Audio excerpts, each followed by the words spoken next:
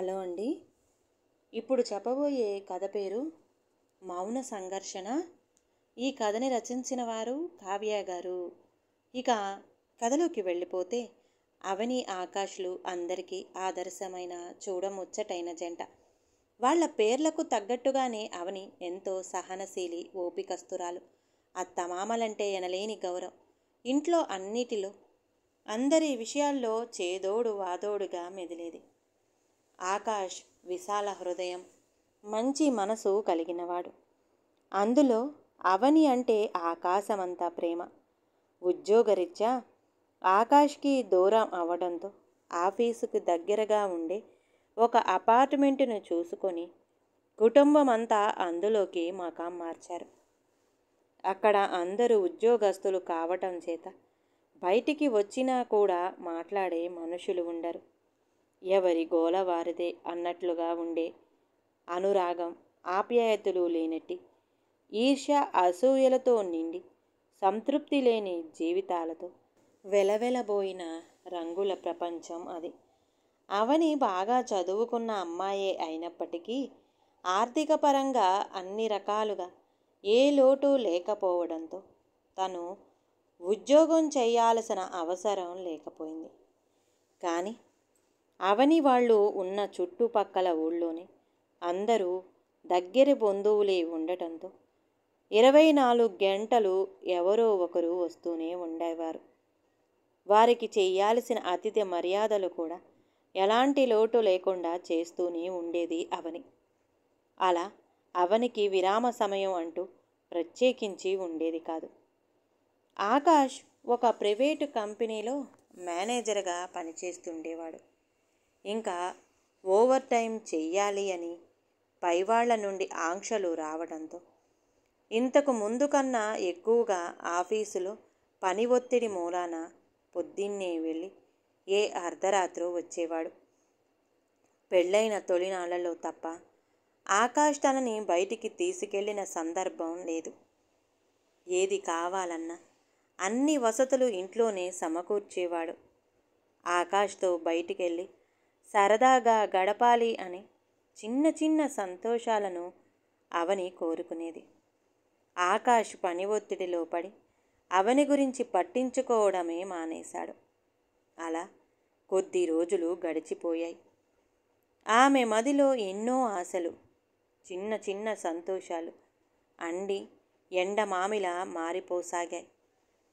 కుటుంబమంతా చుట్టూ ఉన్నప్పటికంటే తన భర్త తనని పట్టించుకుంటూ తన పక్కన ఉన్న క్షణం కలిగే ఆనందం అనిర్వచనీయం.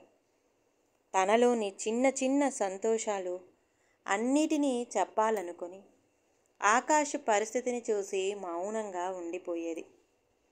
ఇక ఇంతే ఎప్పటికీ అని అవని తన పనిలో తాను నిమగ్నమైపోయేది. కొద్ది నెలలు గడిచాక పనిభారం తగ్గుతుండటంతో ఆకాష్కి కొంత ఊరట దొరికినట్లయింది. అవని అవని అంటూ ప్రేమగా పిలుస్తూ తన కోసం వెతుకుతుండగా వంటగదిలో ఉన్న అవని దగ్గరికి వెళ్ళి చిరునవ్వుతో పలకరించబోయాడు. ఏవండి వచ్చారా? నిట్టూర్పుగా. రండి భోజనం చేయండి, వడ్డిస్తాను అని వడ్డించి భోజనం పూర్తయ్యేదాకా ఉండి షరా మామూలుగా తన పనిలో తాను పడిపోయింది. ఇదంతా కొద్ది నెలలుగా జరుగుతున్న విషయమే కానీ ఆకాష్ ఇంతలా పట్టించుకున్న సందర్భం లేదు. కొత్తగా అనిపించింది అతనికి. అవని వచ్చేసరికి ఆకాష్ తన వర్క్ టెన్షన్లో మునిగిపోయేవాడు. అలా అతనికి ఏ పట్టింపు ఉండేది కాదు. తనలో ఒక మార్పును గమనించటం మొదలుపెట్టాడు. చేసిన పని చేయడం, అదే పనిగా ఏవో ఆలోచనలో మునిగిపోవడం, తనలోని తను మదనపడటం, అప్పుడప్పుడు ఎవరికీ సంబంధం లేనట్టు ప్రవర్తించడం, ఇలా తనలో విపరీతమైన మార్పులను గమనించసాగాడు. తనను తనే అనుకోవడం, స్తబ్దతగా ఉండిపోవడం అన్నీ గమనిస్తూనే ఉన్నాడు. క్రమేణా ఈ పరిస్థితి తీవ్ర స్థాయినే చేరుకుంది. రోజూ రాగానే అవని రాత్రి 11 గంటలకి వంటగదిలో పనులన్నీ ముగించుకొని వచ్చి పడుకుంది. ఆకాష్ ఎదురు చూస్తూ ఉన్నాడు, తనతో కాసేపు మాట్లాడాలి అని. కానీ కుదరలేదు. మరుసటి రోజు కూడా అంతే. చాలా మామూలుగా, ఇంకా మౌనంగా ఉండేది. ఆకాష్కి ఏం అర్థం అవ్వలేదు. ఎన్నో ఆలోచనలు మదిలో మెదలటం మొదలయ్యాయి.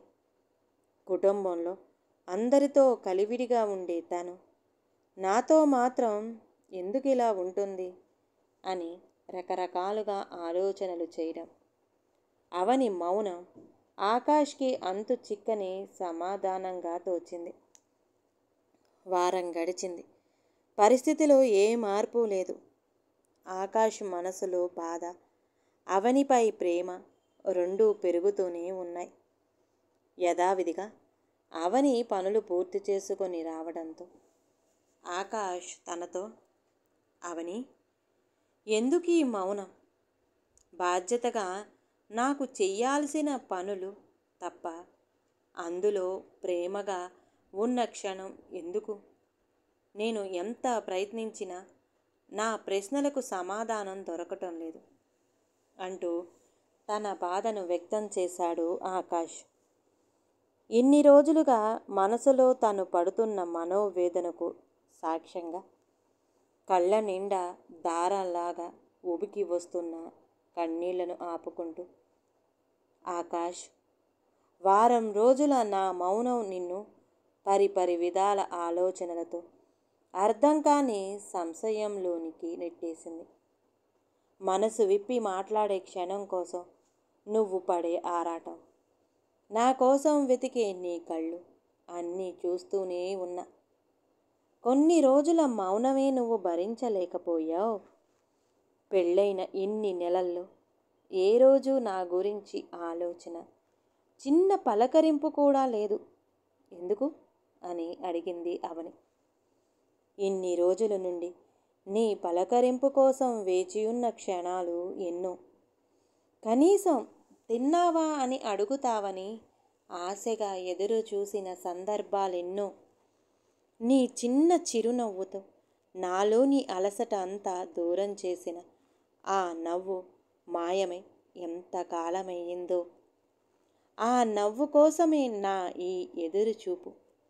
నాపై ప్రేమ, పట్టింపు, బాధ్యత అంతా మనం ప్రేమించుకున్న జ్ఞాపకాల్లోని తీపి గుర్తులుగానే మిగిలిపోయాయి. తొలిచూపులోనే మైమరిచిన నీ చిరునవ్వు ఇప్పుడు ఏమైంది? గలగలా మాట్లాడే నీ మాటల ప్రవాహం మాయమై మన మధ్య నిశ్శబ్దం మాట్లాడుతుంది. ఒత్తిళ్ళు, బాధ్యతలు నీతో సమానంగా నాకు ఉంటాయి. ఏ క్షణంలోనూ నా ఉనికిని నువ్వు గుర్తించలేకపోయావా? ఏ చిన్న సంతోషాన్ని పంచుకోవాలని అనిపించిన ఆ క్షణం నువ్వు నా పక్కన ఉండవు. ఒకవేళ ఉన్నా నీ ఆలోచనలు నీకే. సూర్యోదయం లేచింది మొదలు చందమామను మేలుకొల్పే వరకు అందరికీ అన్ని సపర్యలు చేస్తూ ఏ లోటు లేకుండా చూసుకుంటా. వచ్చే నా అలసట అంతా నీ చిన్న పలకరింపుతో మర్చిపోవాలని అనుకున్న ప్రతిసారి డిస్టర్బ్ చేయకు అని మౌనంతో నువ్వు చేసే సైగ నన్ను నేనుగా ఒంటరిగా ఉండేలా చేసింది. ఆ క్షణం నన్ను నేను వేసుకున్న ప్రశ్నలెన్నో. నేను మరబొమ్మనా, ప్రాణంతో ఉన్న మనిషినా అని. నా మనసులోని భావాలు, బాధలు, భయాలు అన్నిటికీ కారణం, సమాధానం రెండూ నువ్వే. ఇన్ని రోజులుగా మన మధ్య మౌనం రాజ్యం వెళుతుంది. అదే మన మధ్య అర్థం లేని ఆలోచనలకు దారితీసింది. నాకు ప్రేమికుడివై పంచే నీ ప్రేమ కావాలి. స్నేహితుడిలా నీ పలకరింపు కావాలి. తండ్రిలా నీతో, నీకోసం నేనున్నా అన్న భరోసా కావాలి. భర్తగా నీతో ఏకాంతంగా గడిపే క్షణం కావాలి. అంతే, ఎంతటి బాధనైనా భరించేస్తాను అంటూ ఆకాష్ని గట్టిగా కౌగిలించుకుని ఇన్ని రోజులు మౌనంగా మనసులో అదిమి పెట్టుకున్న బాధనంతా కన్నీళ్లు రూపంలో బయటపెట్టింది. తనలోని ఆవేదనను చూస్తున్న ఆకాష్కి తను చేసిన తప్పేంటో అర్థం కాక కొంత సమయం దాకా మౌనంగా ఉండటం ఆకాశవంతైంది. ఎన్ని అవాంతరాలున్నా, బరువు బాధ్యతలున్నా, ఎన్ని పనులున్నా, భార్యాభర్తల మధ్య కోపతాపాలు, పలకరింపులు, ప్రేమ బంధాలు అన్నీ సమపాళ్లల్లో ఉంటేనే భార్యాభర్తల బంధం ఎలాంటి అరమలికలు లేకుండా, మౌన సంఘర్షణకు, అపార్థాలకు తావు లేకుండా ఉంటుంది.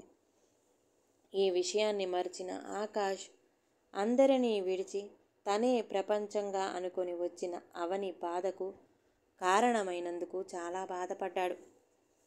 వెంటనే తేరుకొని అవనిని అక్కున చేర్చుకుని తన తప్పుకు క్షమాపణలు కోరాడు.